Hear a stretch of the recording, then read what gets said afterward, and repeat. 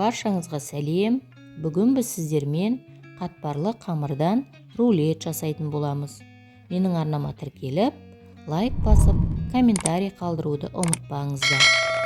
Қатпарлы қамырдан жасалатын рулеттің құрамы төмендегі описание бөлімінде толық жазылған. Ең алдымен бөлме температурасында қатпарлы қамырымызды екі бөлікке ортасынан бөліп, ұзынша етіп жайып аламыз.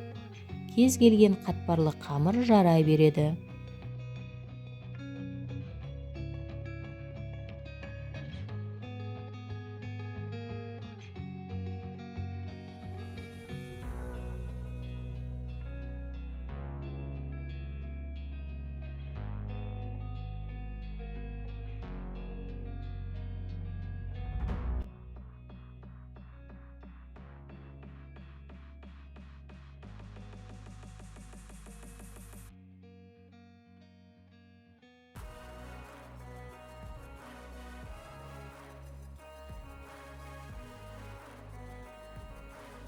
Бір шақ шетін 8-9 см ұзындықта ара қашықтығын бірдей етіп кесіп аламыз.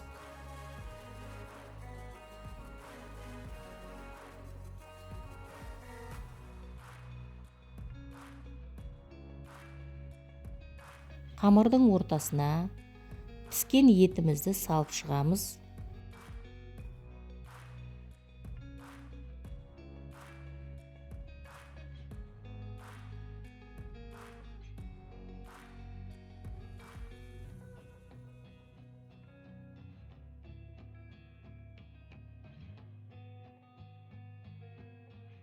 Үстіне ірімшігімізді саламыз. Қамырдың жоғарғы жағын қайырып, салманың үстін жабамыз.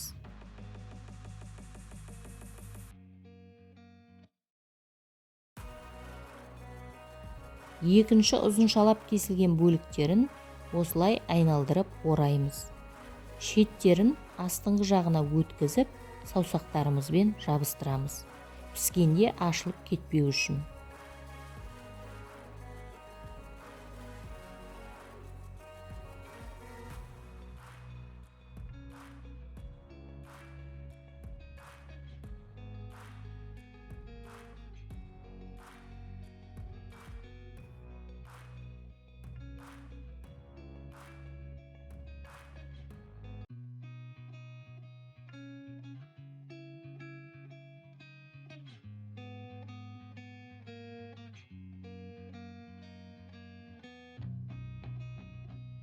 Бетіне жұмыртқаның сары уызын жағып, үстіне кунжут себеміз. Алдын ала қызып тұрған пешімізде 180 градуста 20-25 минут қызарғанша пісіріп аламыз. Екінші қамырдың бөлігіне шұжығымызды салып, дәл алдындағы рулеттегідей үстіне сырымызды салып, жұмыртқаның сары уызын бетіне жағып, кунжутымызды сеуіп, қызарғанша пісіріп аламыз.